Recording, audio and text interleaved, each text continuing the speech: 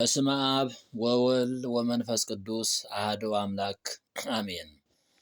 የኦርቶዶክሳዊ ምንነትና ኦርቶዶክስ ተዋህዶ ሃይማኖት የሚለው ለማያውቁ ሰዎች መረጃ እንዲሆን ለሚያውቁም እንዲሰሙት ኦርቶዶክስ ማለት ምን ማለት ነው? የኦርቶዶክሳዊ ምንነት አንደኛ የኦርቶዶክስ ትርጉም ኦርቶና ዶክስ ከሚል የግሪክ ቃል የተገኘ ነው።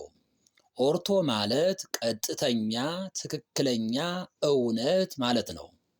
ዶክስ ማለት ደግሞ ሃይማኖት፣ እምነት፣ አመለካከት፣ አስተያየት፣ አስተምህሮ፣ ስርዓተ አምልኮ ማለት ነው።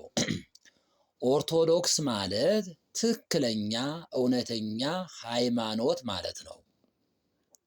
ስያሜው የተሰየመበት ጊዜ በ325 አካባቢ የሰየሙት 318ቱ ሊቃውንት ናቸው። የሰየሙበት ቦታ ኒቂያ ይባላል። የስያሜው ምክንያቶች ስርዓተ አምልኮ ለመለየት፣ ስርዓተ አስተምሮ ለመለየት፣ የመገለጥ ዘመን ለመለየት ነው። በጊዜው የነበረው እምነት 3 አይነት እምነት ነበረ። አንደኛው የአይሁድ እምነት። እንደሚታወቀው የአይሁድ እምነት ክርስቶስ መሲሁ ገና አልተወለደም፣ ከኛ ነው የሚወለደው ብለው እስካሁን የሚያምኑ ናቸው። ሁለተኛ ግማሽ ክርስትና። ይህ ደግሞ ከአይሁድም ከክርስትናም የሚወስድ በራሱ ያልቆመ ነበረ። ሶስተኛው ሙሉ ክርስትና፣ ክርስቶስ የባህርይ አምላክ ነው ብሎ የሚያምን ነበር። ከነዚህ ለመለየት 318ቱ ሊቃውንት ኦርቶዶክስ ተዋህዶ ብለው ሰይመውታል። በጥቅሉ ኦርቶዶክሳዊነት በጌታ የተሰጠ ቅዱሳን ሐዋርያት የተቀበሉት ነው። ለዚህ ማስረጃ የሚሆነን ከመጽሐፍ ቅዱስ የይሁዳ መልእክት ምዕራፍ 1 ነው። ቁጥር 3 ላይ ተመልከቱት። በሰፊው ያስረዳናል። ልብ የሚል ከተገኘ ክርስትና የተጀመረው መቼ ነው ደግሞ ለሚል በቅዱሳን መላእክት በሰማያት በቅዱሳን መላእክት ነው።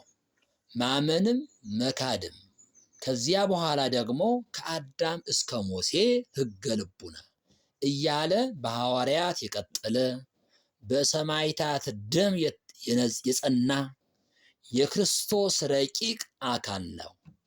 ማን? ክርስትና ኦርቶዶክሳዊ ሃይማኖት። ኦርቶዶክስ ተዋህዶ ክርስቶስ የባህርይ አምላክ ነው ብሎ ማመን ነው። በኦርቶዶክስ ለዚህ ማስረጃ የማርቆስ ወንጌል ምዕራፍ 16 ላይ እናገኘዋለን። የክርስትና በር ከፋች ከ7ቱ ምስጢራት ዋናው ምስጢረ ጥምቀት ነው። የክርስትና በር ከፋች ከ7ቱ ምስጢራት ዋናው ምስጢረ ጥምቀት ነው። ያመነ ይጠመቃል፣ አምኖ የተጠመቀ ይድናል።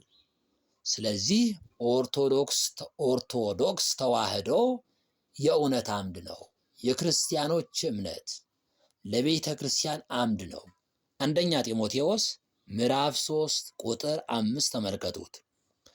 ቤተ ክርስቲያናችን የእውነት ቤት፣ የእውነት አምድ ናት። ስለዚህ ሰው የሆነ ሁሉ እውነቱን ማወቅ አለበት። ያለ ጥምቀት ድነት የለም። ሁላችንም ስሙን ለመቀደስ ክብሩን ለመውረስ ያብቃ።